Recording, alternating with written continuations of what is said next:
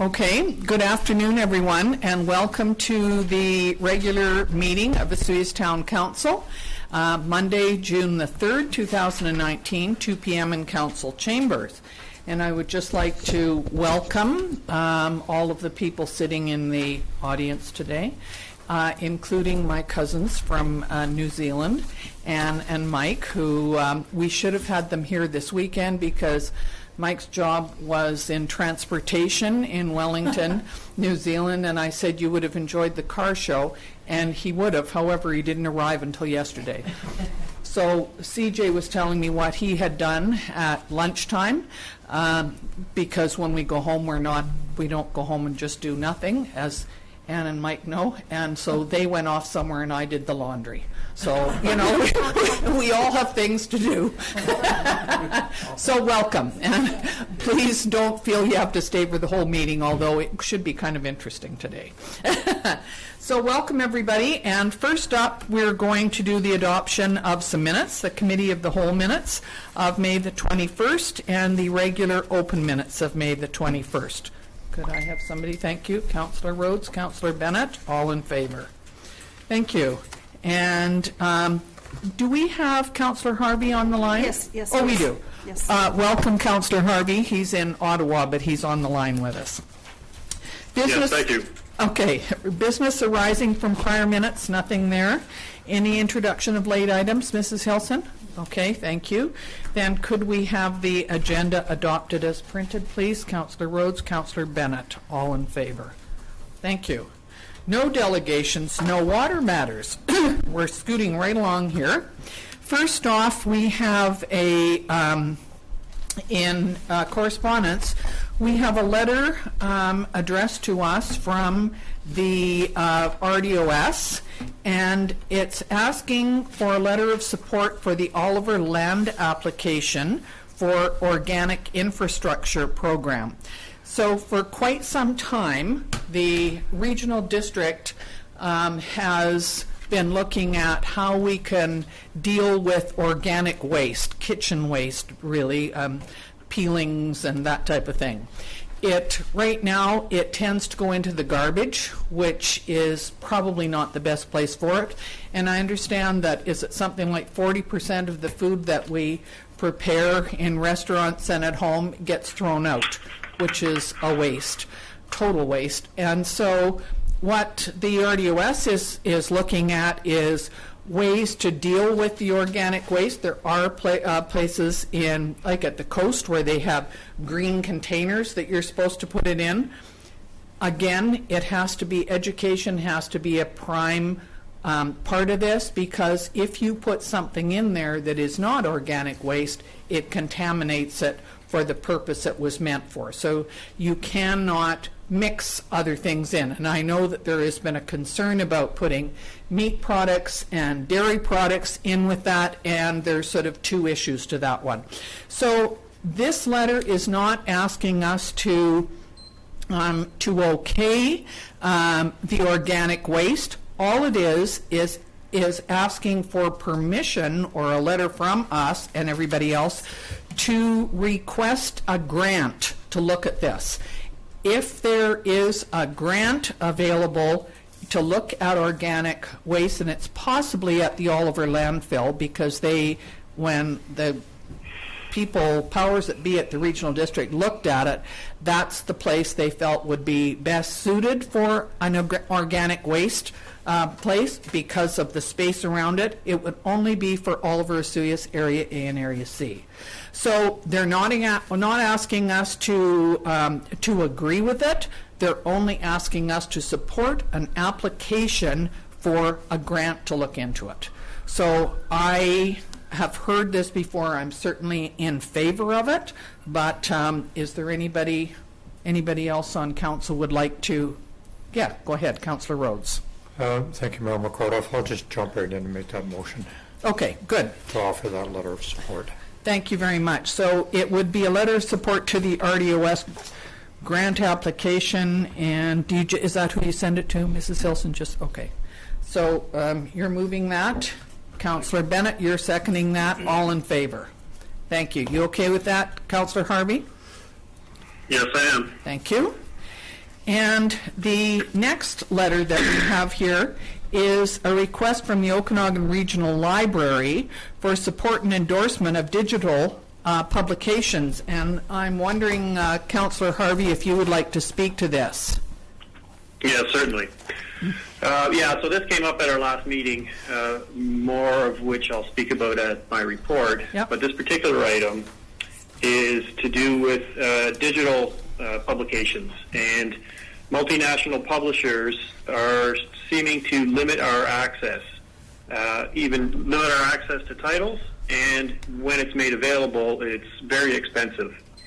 And so you can see on the second page after Don Nettleton's letter, if you can look down at the fifth bullet, by way of example, Louise Penny's book, Kingdom of the Blind, we can get for $13 as a paperback or $22 in hardcover, but it's $60 in digital format. And that is times out after 2 years, 52 checkouts or 2 years, whichever happens first. And the note there is that a paper copy will last twice as long for a third of the cost. And so it really becomes hard for, on restricted budgets for us to fill out that electronic copy titles. I'm a user of it. I know many people in the communities are. And so what the library is looking for from council is to approve a resolution, a draft of which is attached, that can then be forwarded to our MP and federal election candidates in the October election, and even the Federal Minister of Canadian Heritage. So that's what this request is about, is to we can draft our own motion and put it in the form of a letter, or he's got it pretty well laid out here in the draft motion. So would you be making that motion then, that we go ahead with this? I certainly would. Okay. Thank you very much. Councillor Rhodes is seconding that. Anybody else want to speak to it? No? All in favor? Thank you very much. Next is the bylaws, the Revenue Anticipation Borrowing Bylaw. Mr. Zackel. Thank you, Mayor McCordoff. So before Council is Revenue Anticipation Borrowing Bylaw number 1352-2019, and this is for Council to renew their line of credit with the Bank of Montreal. Section 177 of the Community Charter allows the municipality by bylaw to establish a bylaw to provide for the borrowing of money in anticipation of revenue. This bylaw authorizes a municipality to borrow up to $1.5 million to meet current expenditures and pay amounts to meet the municipality's taxing obligations. This line of credit is set up with the Bank of Montreal. If this operating line of credit is used, the revenue from property taxes must be used to repay the money borrowed. In 2018, the town of Vesuvius did not go into their line of credit. This bylaw is also required to have access for the corporate MasterCards for the organization. Implications for community: allows for operations to continue until funding comes in for taxation. Organizationally, no impacts. Budget, no impacts. Significant dates: new bylaw to be adopted for 2019. Sustainability is fiscal management. Options before council: to give first three readings to Revenue Anticipation Borrowing Bylaw 1352-2019. Option 2, to defer the adoption to this bylaw, and recommendations option number 1. Thank you very much. Councillor Rhodes. Thank you, Mayor McCordoff. Excuse me. So I'm going to carry on with the tradition. This is the 11th time I've asked this question. Have we ever used it in the past? No, it's just ultimately a formality to ensure all of our borrowing is in place in case we do need it, but no, we've never touched our line of credit. I just feel it's really important to know that every year. Yeah. Yeah. Agree. I'll move option number 1, the staff recommended option. Thank you. Councillor Bennett's seconding that. All in favor? Thank you very much, Mr. Zackel. And now we have off-street parking amendment bylaw, and is that Ms. Van Vienen? Thank you. Thank you. In 2010, Council passed off-street parking regulation bylaw number 1274. This bylaw covers the boat trailer parking lot as well as other town-owned and controlled parking lots. Over the past few years, there have been requests from prospective visitors to Oseas for permits to park their RV in town lots while they stay at hotel or family members' homes. If possible, staff have issued permits to park in certain areas, including the 74th Street parking lot and the boat trailer parking lot. Bylaw 1274 does not allow for any vehicle other than a boat trailer to be parked in the boat trailer parking area. It does, however, give the CAO authority to issue parking permits for extended use of off-street public parking under certain conditions, but this does not cover the parking of RVs in the boat trailer parking lot. It was brought to staff's attention that the 74th Street parking lot is designed in such a way as maneuvering a motorhome, travel trailer, or fifth wheel is very difficult. Issuance of a special RV parking permit for use of the boat trailer parking lot was possible under the old system of vehicles requiring permits. However, with the new ticket pay machine on site, this is no longer a straightforward solution. At the Committee of the Whole meeting of May 21st, Council was asked to consider designating an off-street parking area for RV parking in the boat trailer parking lot. This could possibly be one section of the boat trailer parking lot which would have additional signage placed designating RV parking only and requiring a permit from the town as well as paid parking ticket. Council asked that an amending bylaw come forward for Council consideration. The attached bylaw changes the wording of Section 12, which previously only read that no vehicle other than the boat trailer is permitted to be parked in the boat trailer parking area. The amending bylaw being presented attaches exceptions to this clause, allowing the parking of recreational vehicles with permit and paying the required fees for a maximum of 7 days, and allows the parking of utility trailers used to haul cars, motorcycles, or equipment for the duration of a special event in town upon paying the required fees. While the amendment is being presented, staff are also including in the amending bylaw a removal of Schedule B and addition of Schedules B and C as a clerical correction, as previous bylaw amendment created 2 Schedule Bs, making it confusing.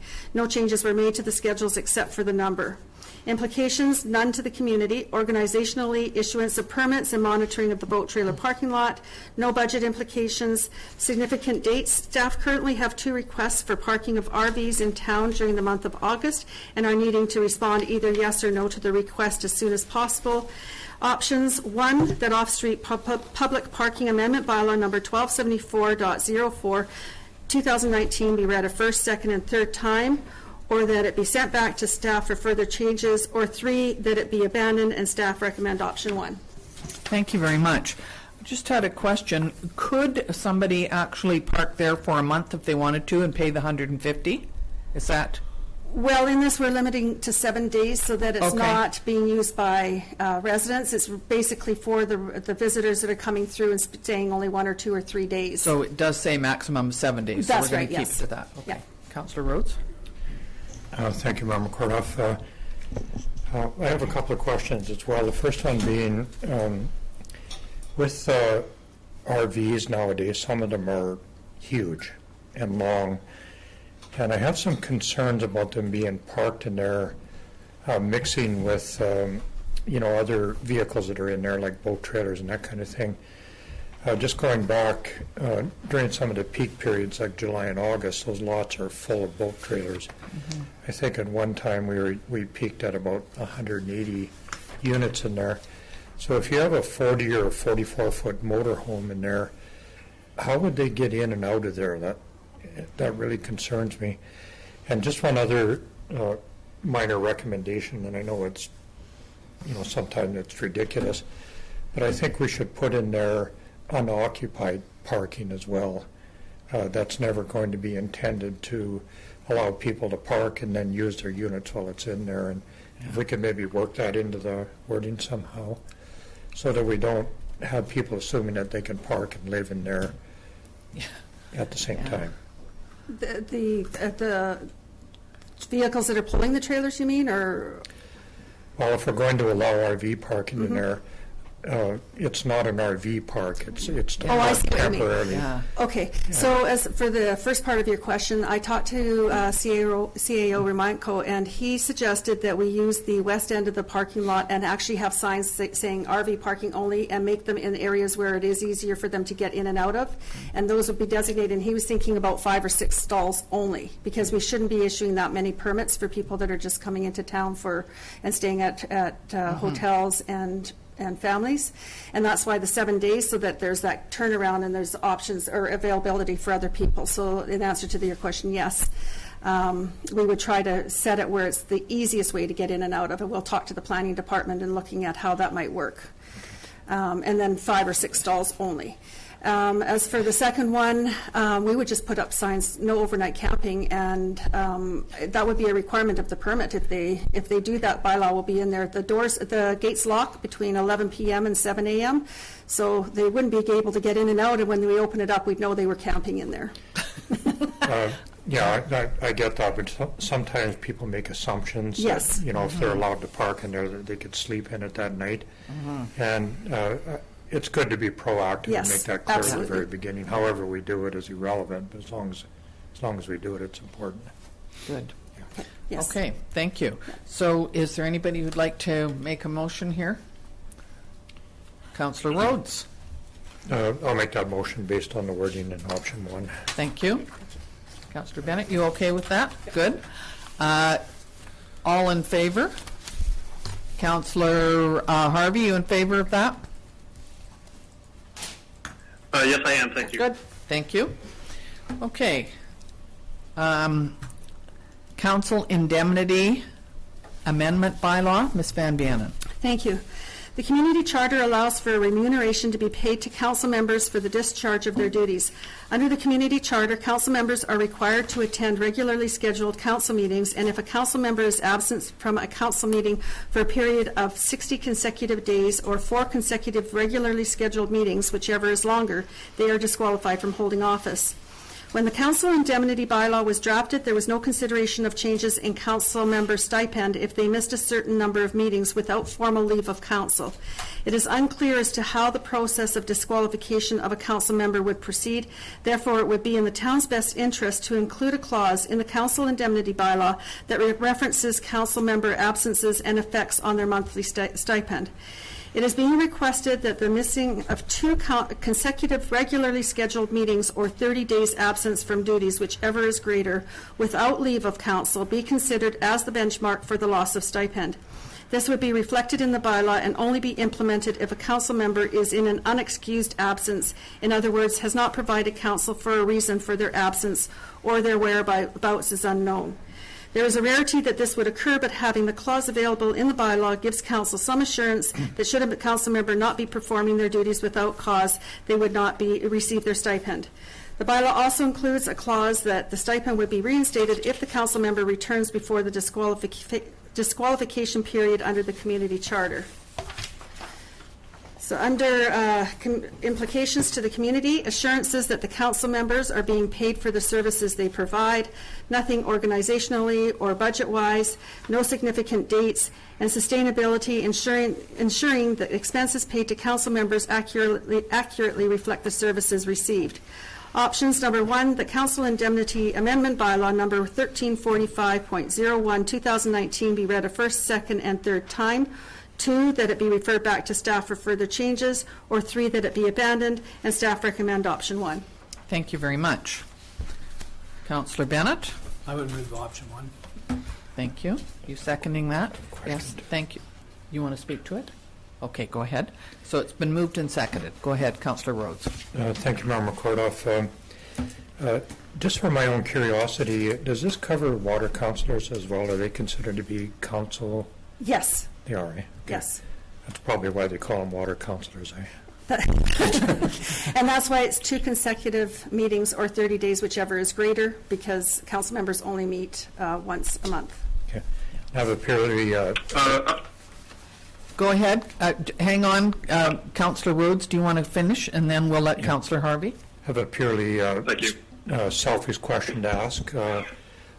Our phone-in sessions like we're experiencing right now, are those considered to be absentees, or that's No. that's They're in good solid attendance. attendance? That's right. Yeah. It's allowed under the community charter and under our procedure bylaw. Okay, that was a purely selfish question for obvious reasons. Councillor Harvey, did that answer your question, or did you have something else? No, mine was something else. It's Okay. a little bit, Go ahead. more. So I did go back and look at the full bylaw, just this proposed amendment, and I'm just wondering what the bylaw provides for an opportunity to speak by the councillor who is so suspended, like procedural fairness kind of question, right? Like the way it's written is upon missing the second meeting, that payment shall be suspended. And in the explanation above, not in the bylaw so much, but in the explanation above, it's where the whereabouts are unknown or have not provided a reason for their absence. And typically, upon any kind of, let's call it a punitive measure, a person who's so being penalized has a chance to speak to the charge.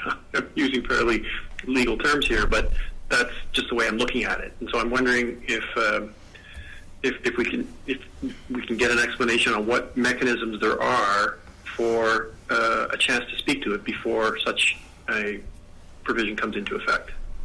Thank you. Or appeal process. I'll let Ms. Van Vienen answer that. So if they miss the 4 consecutive or 60 days under the community charter, there is no appeal. They are just automatically disqualified from holding office. Anything before that, I would think that if council stopped their stipend after 2 meetings or 30 days, and they came back and had a good explanation, council could pass a resolution and reinstate that. This is not meant to be for the council members. Most council members will be letting the mayor or somebody else know the reason for their absences. So if they are on an extended vacation or have family emergencies or whatever, medical leaves or whatever, that won't be affected by this. This is just strictly if nobody knows where they are and they haven't been attending council meetings on a regular basis. So I would say that they would have that option if there was a good reason to come back to council for reconsideration. Okay, thank you. Okay, thank you very much. So it's been moved and seconded that we go with option number 1. All in favor? Thank you very much. Councillor Harvey, you're okay with that? Yes. Thank you. And next we have the zoning amendment bylaw. Is that Ms. McKay? Thank you, Mayor McCordoff. So this report has been prepared in consideration of a zoning amendment for property located at 11201 115th Street. The application has been made by Sandra Holgate, who's also the property owner. And the property is located in an industrial area. I think we're mostly all familiar with it. The existing zoning on the property is general industrial. So the purpose is to request that council consider zoning amendment bylaw number 1085.120. The amending bylaw, if adopted, will allow for site-specific cannabis production facility to be located at the property at 115th Street. So the applicant is proposing to establish a cannabis operation, that is production, at this property. The subject property is zoned M1 General Industrial. Section 4.8 of the zoning bylaw provides an opportunity for council to consider site-specific rezoning proposals to allow for the production of cannabis. At the time that Section 4.8 was added to the zoning bylaw, the production of cannabis was limited to medical marijuana. As such, the zoning bylaw reflects that terminology. As part of this proposed rezoning and in recognition that recreational cannabis production is now legal, staff recommend that Sections 4.7 and 4.8 be amended by replacing the term medical marijuana with cannabis operation. The attached zoning amendment bylaw number 1085.120 therefore includes language to amend these sections as well as rezone this property for site-specific use. Now about the property itself. The subject property was previously used as an electric motor repair facility.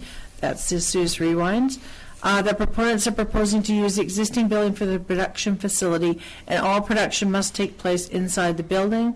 The building and the uses within the building are required to comply with all provincial federal regulations. And I did have a question prior to council today about the existing suite upstairs. Now, if this rezoning is approved by council, the suite itself will be decommissioned, as is a requirement of Health Canada. So when I say they must comply with all provincial and federal regulations, that is one of them. And I spoke to the property owner this morning to confirm that. So, as noted previously in this report, Section 4.8 provides an opportunity for council to consider zoning amendment applications proposed for this proposed use on a case-by-case basis. As per the OCP, a diverse economy is a cornerstone of a sustainable, resilient community as identified in our official community plan. The development of this property as a cannabis production facility allows for a new business to establish and provides a new employment opportunity in our community. So staff's rationale for recommendation is that staff have no concerns with the proposed use on this property, are therefore recommending support, subject of course to the outcome of the public hearing. Implications for our community. The community has had opportunity to previously comment on cannabis grow operations in general when the 2016 amendment was made to the zoning bylaw allowing for site-specific applications for cannabis growth. Organizationally, the rezoning process requires a public hearing. A development permit for form and character will be required if changes are to be made to the exterior of the building. Staff will bring forward the details of this permit for council's information at the time of final adoption of the amending bylaw. There's no impacts to the budget associated with this report. Staff are proposing a public hearing date of June 17th, 2019 at 4:15 p.m. And sustainability, again, town policy for an economically sustainable estates includes encouraging a variety of businesses and production facilities to locate in our community. So there are 4 options before council today. The first option is in 2 parts. That is number 1A, council grants first and second reading to zoning amendment bylaw number 1085.120 2019. And B, council sets a public hearing date of June 17, 2019 at 4:15 p.m.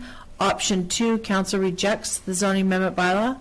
Option 3, council requests additional information before proceeding. Or option 4, council recommends any other action deemed appropriate, and staff are recommending option 1. Thank you, Mayor McCardoff. Thank you very much.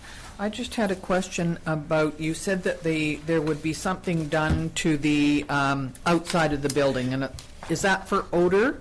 Does that have anything to do with it? No, what I was suggesting is that any changes to the exterior of the building would require a development permit for form and character.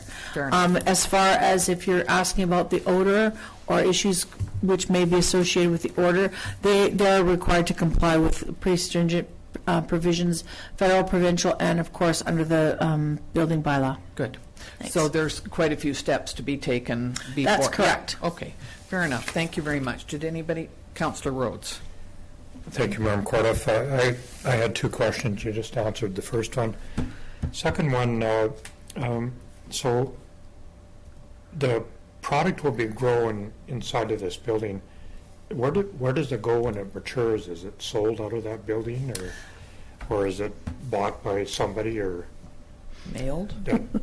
So all of the above. So it's not a retail facility, so that's a different type of licensing program. But there are 2 avenues. There is the production facilities which then sell their product to the government. So then the government becomes the distributor of that product, whether it be for medical marijuana purposes or to retail outlets. Okay. So that's the way it would be handled. So there's Okay. distribution centers. It's actually, they set up quite a network. I'm not kidding you. That whereby someone that's producing it has to sell it to the distribution center through the government channels. Okay. Thank you. Thank you. So it looks like there's a few more steps to be taken before this is, and one of them is to do first and second reading and then set a public hearing date. Am I correct? Correct. Okay. So would somebody like to make a motion? Councillor Rhodes? Thank you, Madam Cordoff. I'll move the staff recommended option number 1.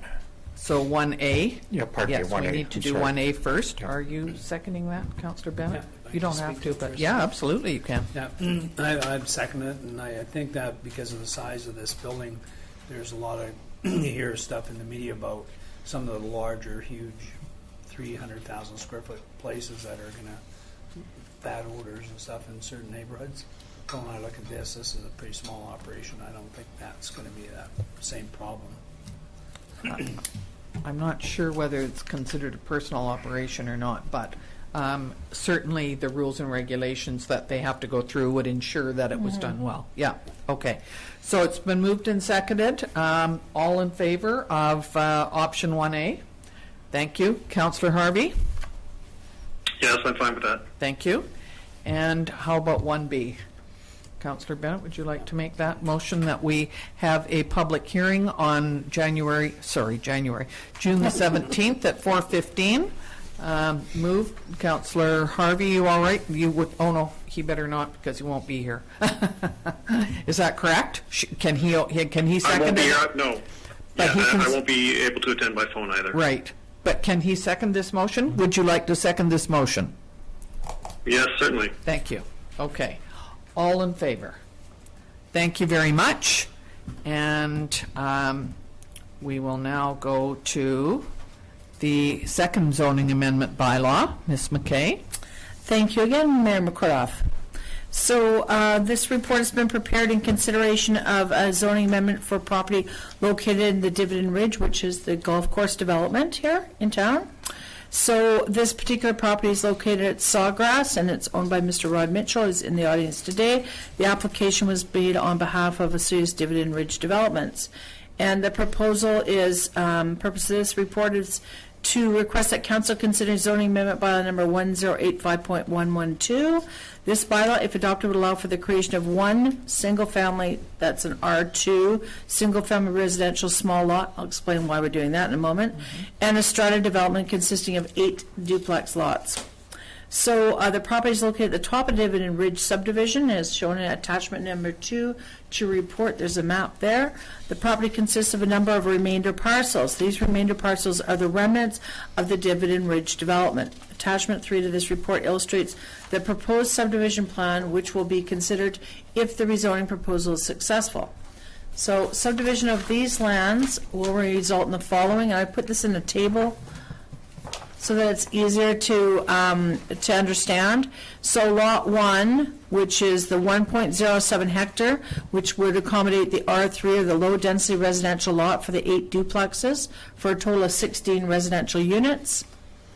Lot 2, which is a 583.2 square meter, single family lot, that will be an R2, single family small residential lot. We're turning that to an R2 because it's currently zoned R1, but I can't create a lot that doesn't conform to the zoning bylaw as an approving officer, so it will be an R2 lot, so it will be a single family lot. R3, which is a single family, lot number 3, which you see in the table up there, which just is a single family remainder lot, and another larger 1,000 square meter single family lot. Does anybody have any questions about that? Can I ask about the R2 lot? I understand it's a small lot. Does it still require parking and Yes. all of those kinds of things? It just doesn't have as big backyard, or? Yeah, it's actually is just barely large, and it's very close to meeting an R1, so that's why we rezoned it R2. Okay. It's almost... And the other thing I wanted to ask, can I ask this now? Sure. So the property up there, my concern is that this whole subdivision up there seems to have more and more rock evacuated and moved and so on. Will there be anything else above this large, and could there be, and might it block the view of people that are further up? Or, I wasn't sure. Does this end here or not? I'll provide you some context. That is, in fact, that heavy black line Yes. is the end of Dividend Ridge proper, I guess you would say. That is Crown land to the south. Okay. That is So- actually where the line is drawn for the proposed park reserve. Okay. So that's what I just wanted to make sure. Correct. There isn't something that's going to go further up there. No. That we have any control over it. So That's it makes sense. correct. All right, fair enough. No, Okay. Yeah. So I'm just going to let Brian go back up. Okay. So this subdivision would also result in a small portion of road being dedicated, and that again is on attachment 3, which is not that one. It's not the colored one. You can see it. There we go. Okay. So with respect to the official community plan, the current OCP designation of the subject property is low-density residential. In accordance with the residential policies of the OCP, we seek to accommodate a range of densities throughout the community. The proposed development of strata duplex lot subdivision will create another variety of housing for our community. Therefore, I consider it to be in conformance with the official community plan. The property is currently zoned R1 single-family residential, which would allow for subdivision into single-family residential lots. As noted in the table in the report, there will be a total of 4 lots created by the subdivision of this parcel. Attachment 4 to this report illustrates the proposed strata lot development. Should the rezoning proposal be successful, the applicant will be required to apply for a development permit for form and character for the strata development. I just also want to make council aware, because you did mention that it's a steep slope, that they've already provided a preliminary geotechnical report identifying that the proposed use is safe on that site. Okay.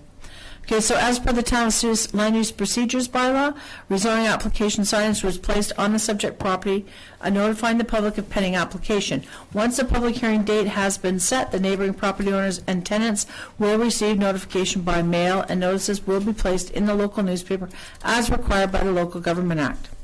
Staff are recommending that the rezoning move forward, as the proposed development will provide additional housing options for residents and also infill an empty parcel. Implications for the community are as follows. The proposed rezoning will enable a subdivision application to move forward, and the development will provide alternative housing for them. The rezoning process does require a public hearing. There is no cost associated with this report. Significant dates. Should first and second reading be granted, staff are proposing a public hearing date of June 17th at 4 p.m. Sustainable. Encouraging infill development is an important part of ensuring our community continues to develop in a sustainable fashion. Options before council today are option 1, again in 2 parts. A, council grant first and second reading to zoning amendment by number 1085.112, and B, council sets a public hearing date as noted previously. Or option 2, council rejects the zoning amendment bylaw. Or option 3, council requests additional information before proceeding. Or option 4, council recommends any other action deemed appropriate. And staff are recommending option number 1, that we proceed with this rezoning proposal. Thank you very much. Anybody like to comment on this? Councillor Rhodes. I don't have any comments. I'll move the staff recommended option for 1A. Okay. Councillor Bennett seconding that. Any? I have a comment. Go ahead, please, Councillor Harvey. I'm not sure how much it comes into play, but we've had requests and stresses in respect of parkland for families with children up in Dividend Ridge.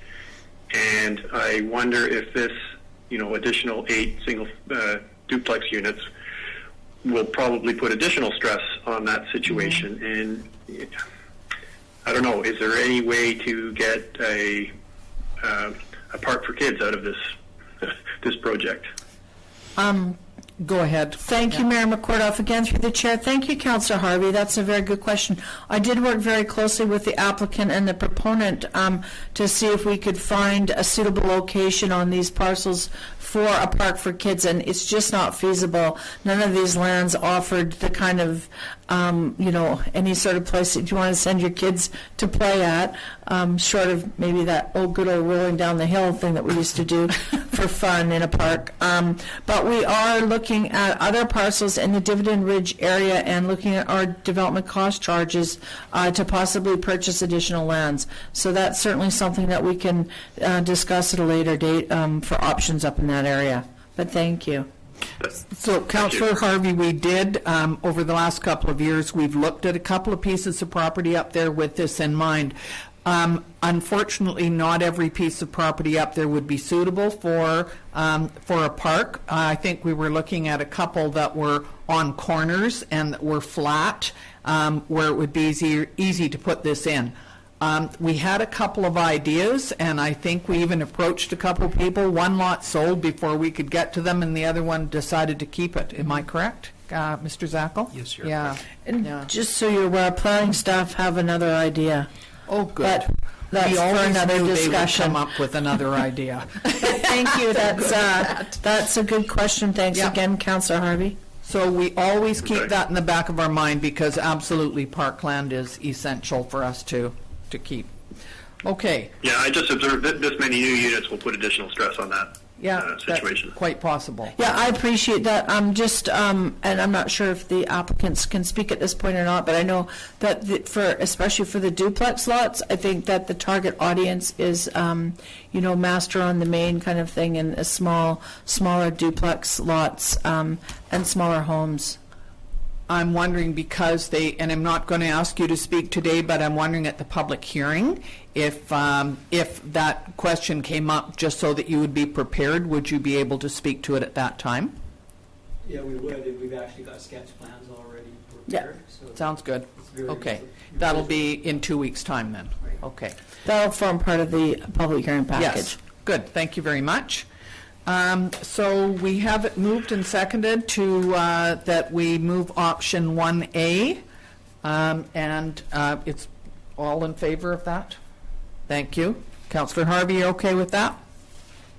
Yes, I'm in favor. Thank you. How about 1B? Councillor Bennett? That we have a public hearing June 17th at 4 p.m. Are you seconding that? Okay, thank you very much. Moved and seconded. All in favor? Thank you very much. And that's the end of that one. We'll move now on to business. Business 1 is, thank you, and we'll go with business 1 and 2. There's 2 of them there that they're expense reports from me when I went to Silga, and for Councillor Harvey when he went to the Okanagan Regional Library Board. Could someone please move acceptance of those? Or are you two going to sit here and not do anything? They've done that before. No, we're not saying anything. Well, we've been doing it all to this point. Okay, so Councillor Bennett, Councillor Rhodes, all in favor? Thank you very much. You got that too, Councillor Harvey. Next is a development variance permit, and is that Mr. MacArthur? Thank you, Mayor McCordoff. So the purpose of this report is to request that Council approve the requested variance and issuance of Development Variance Permit 1901, which is attached to the report. The applicant has requested a development variance permit to vary the town zoning bylaw number 1085/1998 to reduce the front and side setbacks to be in line with a single-family residential zone, so that a garage can be constructed in the front yard of the subject property. The existing agricultural zone setback requirements are 9 meters and 3 meters. The applicant is requesting to be in line with the residential setbacks of 6 meters and 1.5 meters. The proposed site plan is shown on Schedule B of the attached permit, and you can see a smaller diagram of it here. Zoning bylaw number 1085/1998 stipulates that an accessory building or structure shall not be located in a front yard.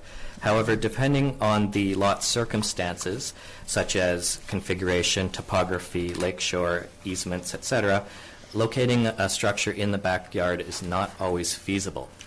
In accordance with the town's policy on considering development variance permits, PLA-005, which is also attached, hardship, impacts, and viewpoints of neighbors are all matters of consideration for evaluating these variance requests.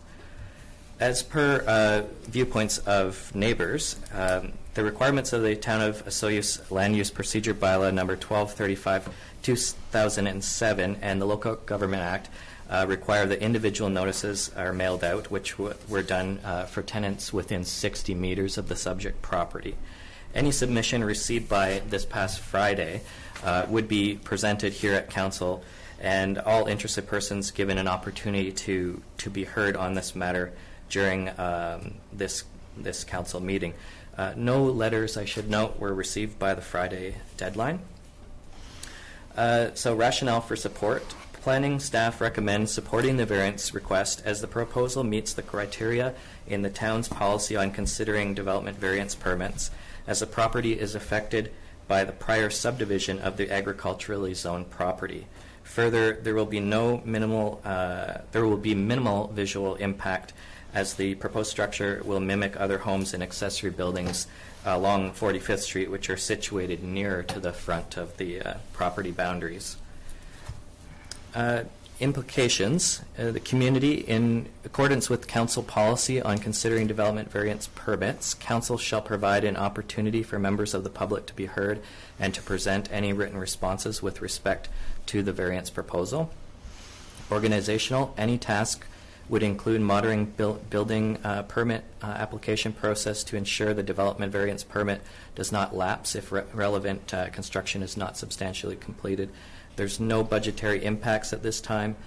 Significant dates. If the variance is approved by council, the permit would be issued at a later date. And sustainability. Issuance of the permit should not result in any adverse impacts to the natural environment or the community. So for options, 1, that council approves the variance and issuance of development variance permit 1901. That council, number 2, that council denies the variance and issuance of the development variance permit. And number 3, that council authorize the issuance of development variance permit with any amendments deemed necessary. Recommendation by staff is option number 1. Thank you very much. I just had a question. It looks to me on the proposed site plan that it's very close to the edge of the property. And what about the neighbor beside? Is it, as on Schedule A site location, is there a road allowance that's along the side there beside the property? So, thank you, Mayor McCordoff. The site plan, you can see a larger site plan up in the attachment there to the development variance permit. What the applicant is requesting is that the setback that is currently an agricultural setback of 3 meters at the side be reduced to that 1.5 meters. So that's what you're seeing there, that it would be 1.5 meter setback. Okay. So, and there isn't anybody on the other side that's going to be impacted? There is a residential dwelling on the adjacent property, but again, the request is to vary it so that it would mimic a residential zone. Okay. This property was agricultural. Yes. When it was subdivided, it remained agricultural. So that's why they're subject currently to those agricultural setbacks rather than residential setback, even though it's being used as a residential use. Yes. No, I'm fine with it. I was just wondering. You haven't obviously heard from any of the neighbors. No. Nobody's concerned about it, even the people that live right next door. Just to clarify, when we discuss with people they're wanting to consider a variance application, we always ask them to go talk to the neighbors first so that there's no surprises at these meetings. So they did that, and they had no objection. And I see I'm supposed to ask if anybody in the public wishes to speak, but That's I don't correct. suppose we have anybody. Are your cousins? No, my cousins will not be They're speaking okay with on this variance issuance? Okay. So what we need then is an option from one of the ones. Option 1 is recommended. What do you think, Councillor Rhodes? That's a good thing I know how to turn to the right. I'll move the staff recommended option number 1. Thank you. You okay with that too? Okay. Anybody need to speak? Go ahead, Councillor Rhodes. So just a question about the land where it's going to be built. Did you say it was ALR land, or just for clarity, I'm a little confused about what the designation of that land is right now. Is it a home site severance? Was that what it was originally? Yes, That's what I wondered. Thank you, Councillor Rhodes. Through the chair, that's correct. It Yeah. was a home site severance. It's zoned agricultural, and it is in the agricultural land reserve, but it's being used as residential. Gotcha. Okay, thank you. Okay. Everybody okay with that? All right, so we are voting on option number 1, that we approve this. All in favor? Thank you very much. Councillor Harvey? You're okay? In favor. Thank you. All right, and now we have another development variance. Mr. MacArthur? Thank you, Mayor McCordoff. The purpose of this development variance permit is for for 8407 87th Street to vary section 4.4.4 of the zoning bylaw to allow a detached garage in the front yard. The applicant has submitted a development variance permit to vary the town zoning bylaw number 1085/1998 so that a garage can be constructed in their front yard. The proposed development would conform with the setback requirements of 6 meters at the front and 1.5 meters at the side as per the zoning bylaw. The proposed site plan is shown on Schedule B of the attached permit. And just a note here, the draftsman who sent in the site plan for this development variance permit sent me an updated version today because there was a typo on his original drawing where it said the distance from the front property line to the edge of the proposed garage would be 56 feet. That should read 51 feet, which is still quite a lot more than the required setback of 6 meters. So for policy bylaw and regulation context, zoning bylaw number 1085/1998 stipulates that an accessory building or structure shall not be located in a front yard. However, depending on the lot circumstances, locating a structure in a backyard is not always feasible. The home on the subject property is located near the very rear of the property, rendering a backyard garage not possible due to the lack of space at the rear of the home. In accordance with the town's policy on considering development variance permits PLA-005, which is also attached, hardship, impacts, and viewpoints of neighbors are all matters of consideration. As per the regulations of the Town of Osoyoos Land Use Procedure Bylaw number 1235/2007 and the Local Government Act, individual notices were also mailed out to residents within 60 meters of this subject property.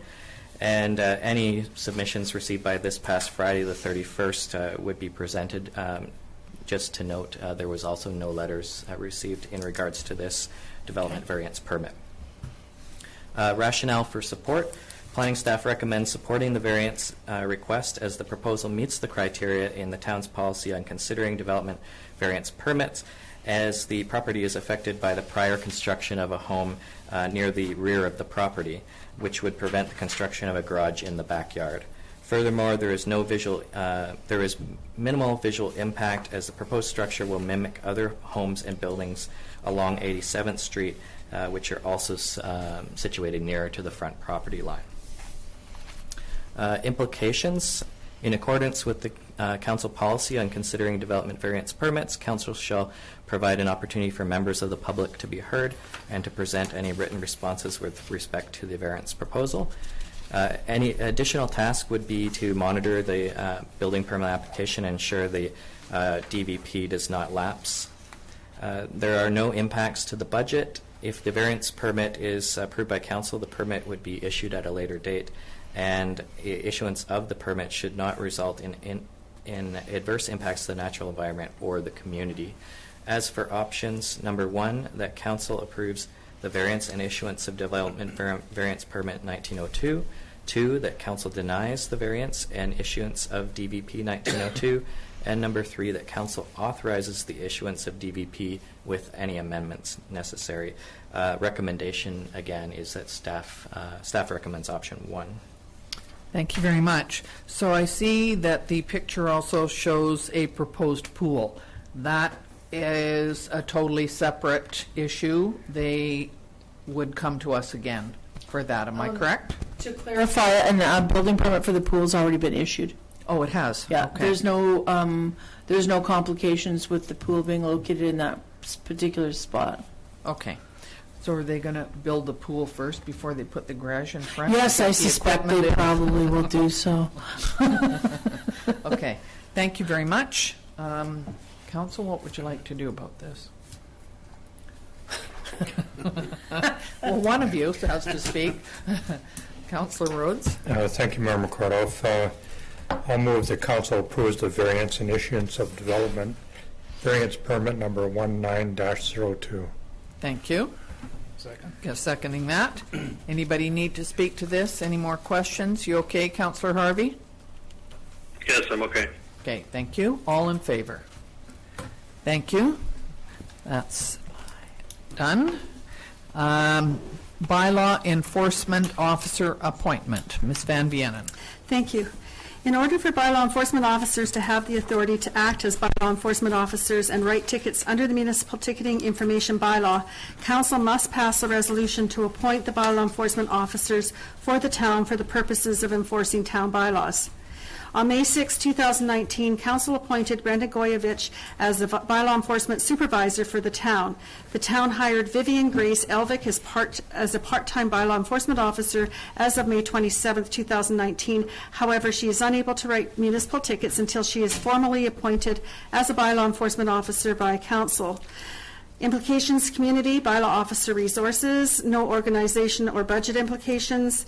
Significant dates: as soon as the appointments are made, the officers can officially issue tickets under the MTI bylaw. Sustainability: ensuring the bylaws of the town are enforced as required.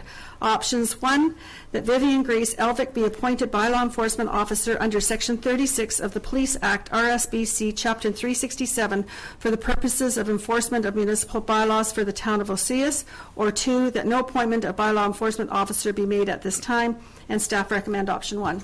Thank you. Councillor I Bennett? would move option number 1. Thank you. And seconding that. I've just heard some very positive things about our new bylaw officers, that they're doing a good job, so I think that's to be commended to them, and I think we're certainly in favor of this. There wouldn't be any reason not to, so all in favor. Thank you very much. Councillor Harvey, you're okay with this? Yes, I'm in favor. Thank you. Project of Heart, and who's going to speak to this one? I can speak to this Okay, one. thank you. Mr. Zackel? So at the last committee of the whole meeting, students from the Oseas Secondary High School presented a report to Council in relation to the Project of Heart display. Council requested that staff bring a report back for the regular meeting for discussion. The grade 8 students have developed a message of reconciliation and request that the art piece they had made be displayed at the Sonora Community Center. Since 2015, when the Truth and Reconciliation Report was circulated, a number of initiatives have evolved in relating how Canadians feel about past history, bringing an honest and truthful view of how Indigenous people were treated in the past helps with the future endeavors. The students would like to hang the artwork at the main entrance of the Sonora Community Center to express the messages of awareness and understanding. Having support from Council will add to this message and help boost awareness for all. The art piece is 43 inches tall by 55 inches wide and is a mere 2 pounds in weight. The plan is to hang the art piece for 1 year at the Sonora Community Center, and then it will be placed at the high school. Under implications under community, taking part in a national campaign and supporting local student awareness of this project is very rewarding. Organizational, working with the school and installing the art piece. Significant dates would install the art piece as soon as it's completed. Sustainability, creating a positive and supportive future for all. Options before Council: for Council to approve the art display of the Project of Heart at the Sonora Community Center. Option 2, for Council not to approve the art piece. And option 3, for Council to approve another location. And a recommendation from staff was option number 1. Supporting the students in this initiative shows a great sense of leadership and provides encouragement to bring the message of reconciliation forward. Good. Thank you very much. Councillor Bennett. I would move we go with option 1. I had the opportunity when I was a young fellow, and I grew up right next to LeJac Residential School. And we used to go play hockey there and chum around with some of the kids and stuff, and you had no idea what was really going on. And so when the Soyuz kids get to learn the stuff and bring it to us to say, here's some stuff that happened and here's some support, I think it's a great initiative by the school Yes. and the teachers and the students. I agree. They seem to come up with excellent ideas every year, don't they? And they come to Council with them, which is appropriate. Councillor Rhodes. Thank you, Mayor McCordoff. That's exactly what I was going to say, but I would like to add one thing. Hey, no, don't shoot. Those, I think he's talking to somebody there. Go ahead. those students that came and presented to Council on that particular day were were so good and really created an atmosphere where it's impossible to say no to this motion. Absolutely. I know I said it twice at the same meeting. Way to go to every one of them that were involved in that. And I would like to add, and I hope they pick up on this, if the future of Vesuvius is in their hands, how lucky are we? Absolutely. Yeah. I agree. That's me seconding the motion, by the way. Okay. Yeah. So, Councillor Harvey, were you wanting to speak to this? No, I'm sorry, you're right. I had my phone off mute and I was talking to somebody on the other side. No problem. That's what we thought. Okay, so it's been moved and seconded that we go with option 1. All in favor? Thank you very much. Okay. So next is the general net payroll and Sun Bowl Arena financial accounts, and to report on expenditures from accounts payable for council approval as of June 3rd, 2019, representing balances in the following funds: general cash requirements of $1,143,439.16, and Sun Bowl cash requirements of $8,382.76, and those would be adopted by consensus, and net payroll accounts of $93,371.62, and that will be received for information. So next is the Age Accessibility and Age Friendly Committee had a meeting on May the 9th, and looks like this committee is doing very well. They are very positive. They come up with some great ideas, and I think it was the best thing for us to have this committee organized, and we certainly saw that on Accessibility Awareness Day on June the 1st, which we'll talk about after. Was anybody at this meeting and they would like to talk about it?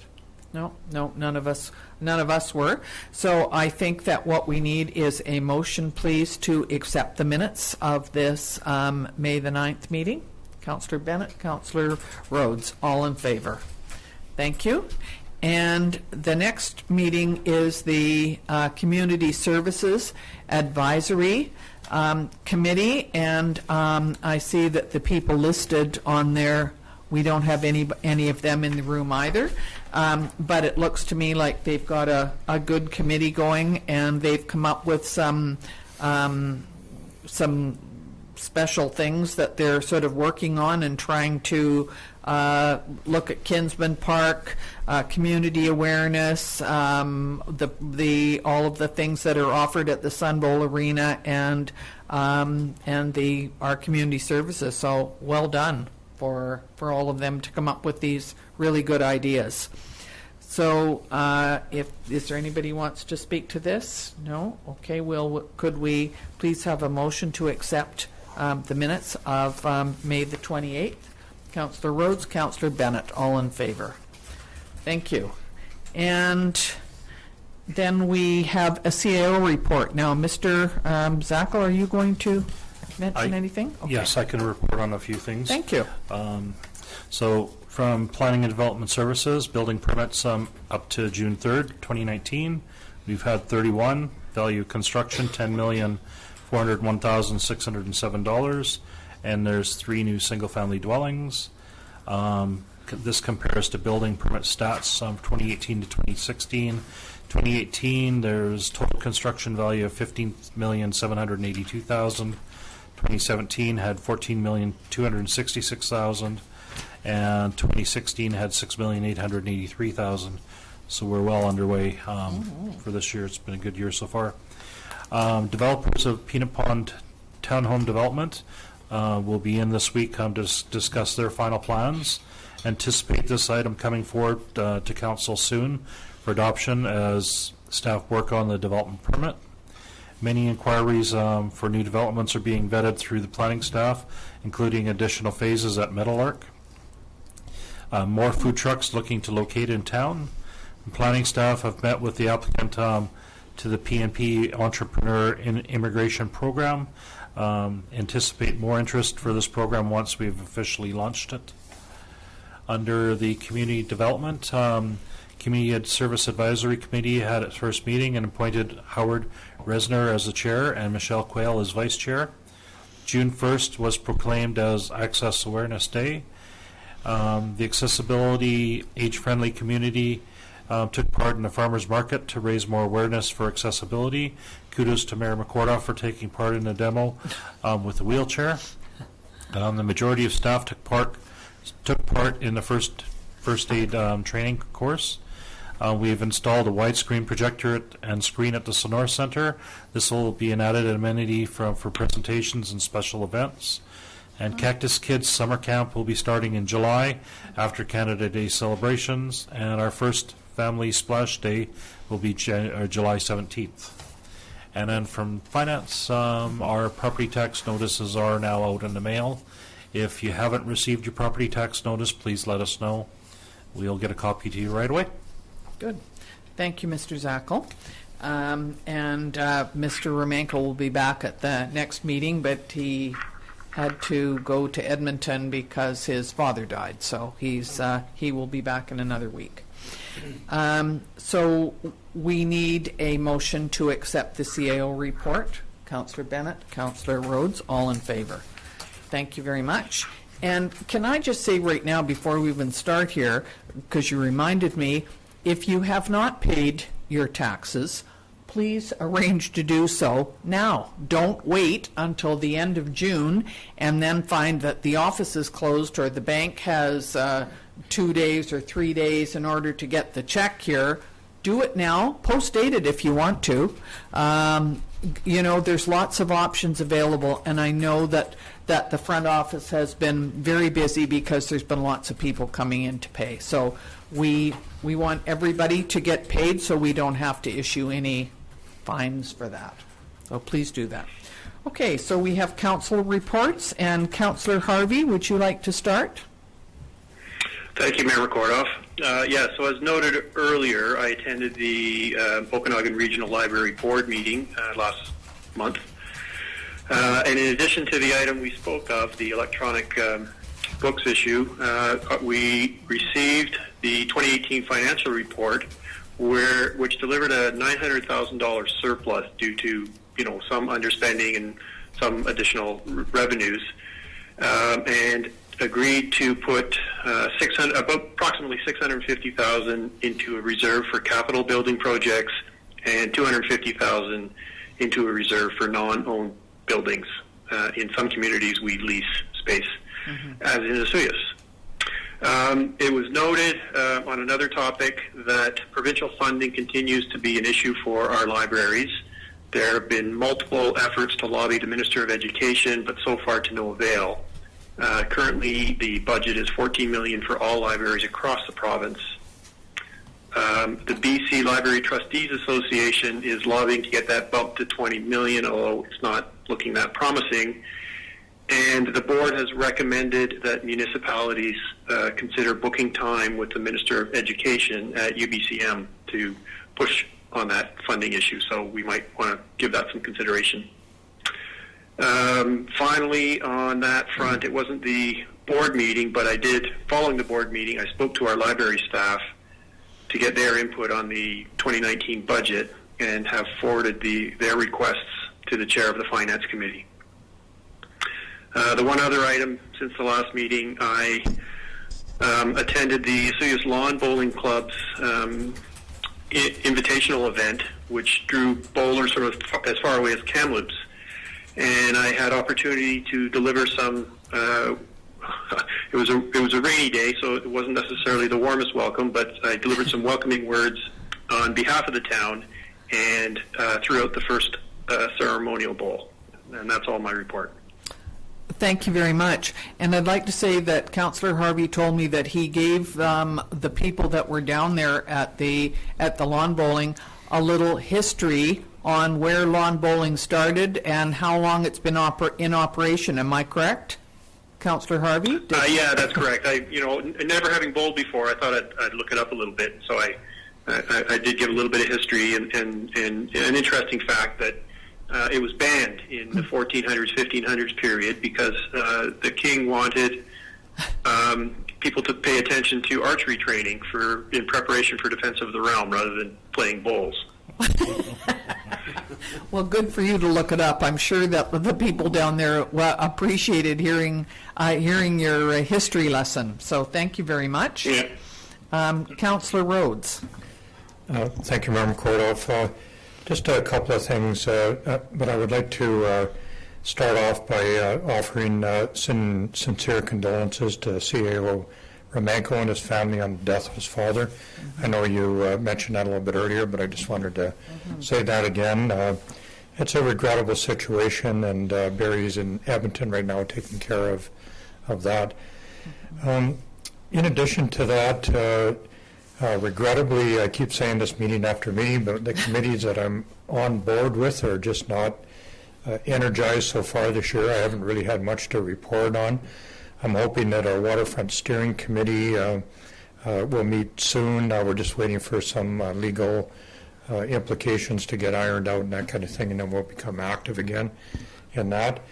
Our Dog Park Committee is meeting hopefully on Wednesday. We've been week after week, we keep trying to tell them, but it's that time of year where people are out of town and starting vacations and that kind of thing. So the roundup of the committee members has been a little difficult the last little while. We're pretty much done with most of the planning. We are going to have a conversation about some fine tuning of some of the projects up there that we've done, and hopefully we'll iron that out on Wednesday. And I cannot sit here without offering some very positive comments about this incredible event that we've had in our community for the last 3 or 4 days, starting on Thursday with burnouts on Cottonwood Drive, and I bet you nobody's ever heard that at a council meeting before. The social activities that took place in this community with regard to the Cactus Jalopies car show was absolutely incredible. I did a little bit of research around town. 3 motel owners that I'm aware of were 100% full with 100% participants in the car show. I asked them only because I know them, and I think I got a fairly honest answer back from them. Our restaurants were busy, our pubs were full. Everything just seemed to kind of play out exactly the way that it was supposed to. Personally, I have been a car show fanatic / addict all of my life.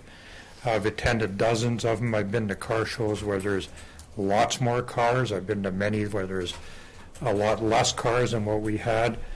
As late as lunchtime today, they're still tabulating how many vehicles were there. At about 12:15 today, they were at 600 vehicles there, which is absolutely outstanding. But it's not all about the volume of cars. It's not always about the kind of cars that are there. It's always about the volunteers and the people that put these events together.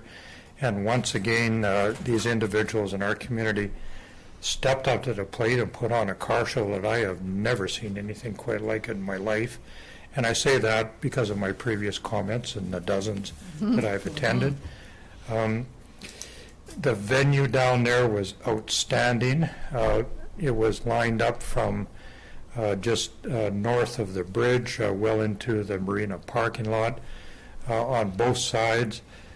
People were well behaved. Everybody enjoyed it. And I heard many, many comments about the park and how it was laid out and how good it felt. And really, you know, when I think back of my involvement over these last few days, never heard one negative comment from anybody about it. And that makes me feel pretty darn good that this community was able to put that show on. As an economic driver, it's right up there with the best of them. And I look forward to a lot of more car shows very similar to that under that brand of Cactus Jalopies in the future. So thank you for letting me comment on that. Thank you. And I just want to thank Councillor Rhodes, who got up on the stage and gave a very warm welcome from council and the town, and thanked everybody for coming. The people that were there were absolutely enthusiastic from every point of view, weren't they? And I was down there walking back and forth. I know I didn't see all the cars because there were just too many of them, but well done. Thank you very much. Councillor King I saw a picture of him today. He is in Edinburgh, and he had bought some Scottish whiskey. And that's interesting because Councillor King doesn't drink. So I'm not sure who he was buying it for, but he was outside a place with that. So he's having a good time, and he'll be back at our next meeting. Councillor Bennett. I just want to follow up with Councillor CJ about the Cactus Jalopy. It was a phenomenal event. I think there's as many cars up and down Main Street and on the side streets that couldn't even get in the show as you walked along as there was down at the park. And congratulations to the organization for a great job. May 22nd, I attended the School Board 53 meeting. They talked about the student fees being around $45 to $55. If you're in the hockey academy or golf, it might be $250, $300. The good thing for Soyuz with the hockey academy is that Penticton, I forget how many millions it is a year that it brings income into Penticton. It's pretty near full, which is really good for us because that could really increase the attendance in the schools down here. May 28th, I attended the Soyuz Indian Band board meeting along with Chief Clarence Louie and the council.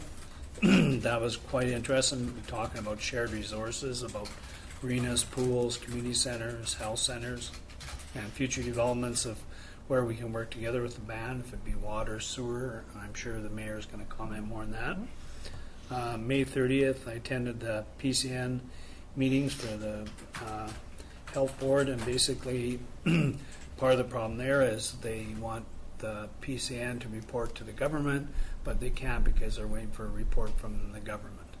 So until they get the one report from one side of the government, they can't do the final report to the other part of the government. So hopefully it'll all come together. And June 1st, I came down and I attended the Access Awareness Day as well. I didn't jump on the little scooters because I've done that before, but I talked to Mike Stiles and Gerald for quite a while, Davies, and it was quite interesting because we talked about the stand-up in golf where the guy can get in a cart and can actually lift you up and you can stand up and actually hit a golf ball. Talked about some joint funding, maybe getting some more Rotary Elks in the town, different people doing some events. And I'm sure that Mike Stiles is going to bring more of that forward. But I think the big thing is he talked about simple things like walkway along from the motel row, and when I left here and I drove back there on the way home, I looked at it and I thought, he's right. Right down the street, there's telephone poles in the middle of our sidewalks. So if you're in a wheelchair and you're trying to go on the left-hand side, you can't, because years ago somebody's wisdom put a telephone pole in the middle of the sidewalk.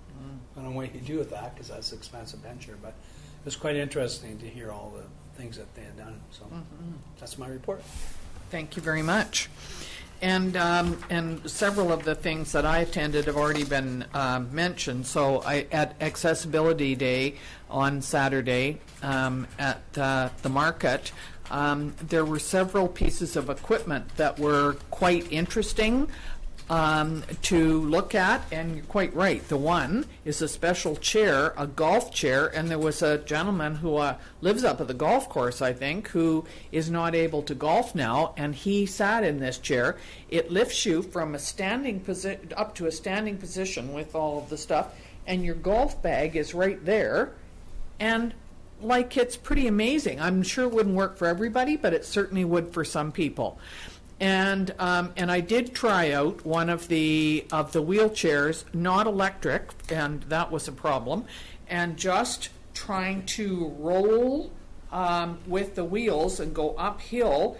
And then Mike Stiles is beside me, and he's practiced at this, and he knows what he's doing. And he said, "Okay, Sue, I want you to go up the sidewalk and come into the bathroom here at the side of the building."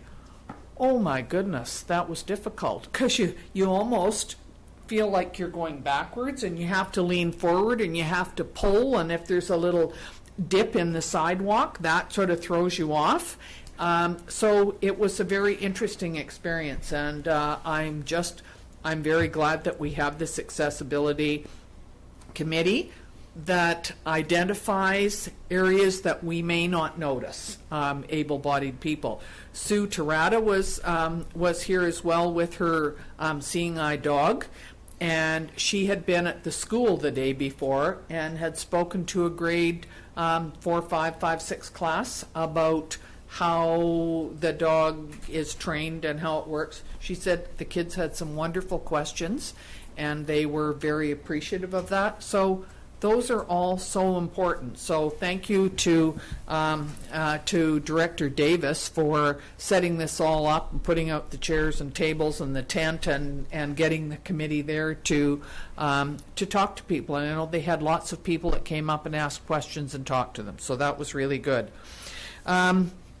We were also at the OIB meeting with the OIB Council, and it's just something that we do often, well, at least once a year, to discuss with the OIB water issues, pool issues, swimming pool, because that's been on the works for quite a while. So we're still no further ahead on it, but at least we need to sort of talk and figure out how we apply for grants, and are we all on the same page, and where would we put it. So it's always positive to meet with Oliver Council and the OIB Council.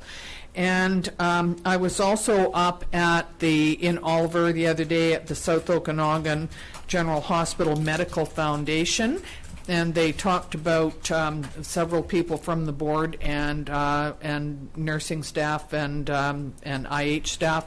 We're talking about what is going on at SOGH in terms of making the emergency department more accessible and easier for people to work with, and they're well on their way. So there was money from the hospital foundation, from the hospital district, and from the provincial government, and it's about 1.2 million. So they're hoping to get that done fairly soon.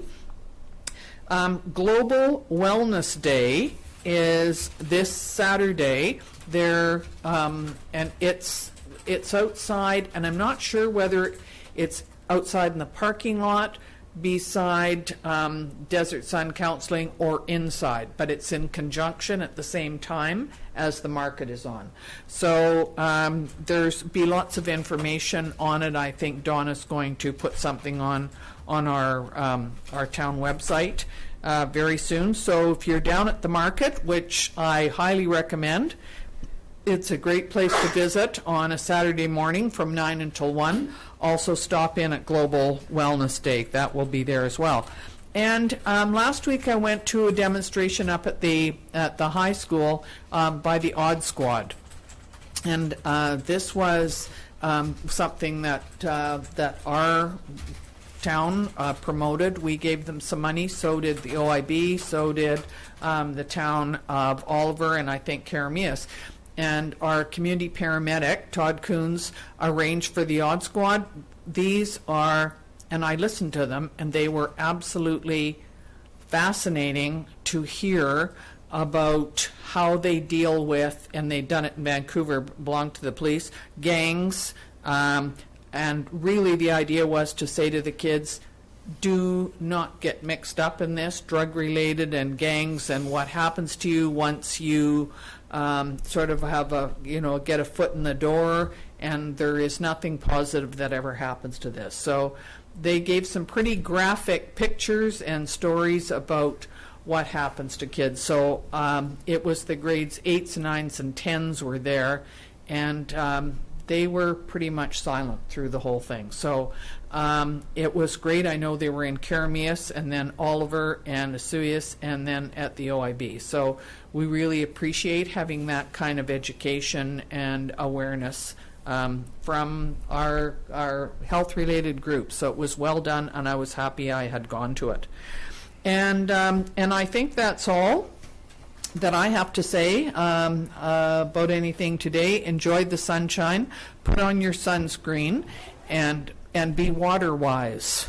and I hope everybody has signed on to be water-wise. We want to win this year. Okay? So could we have a motion, please, to adjourn? Thank you. Councillor Bennett, Councillor Rhodes, all in favor. Thank you very much.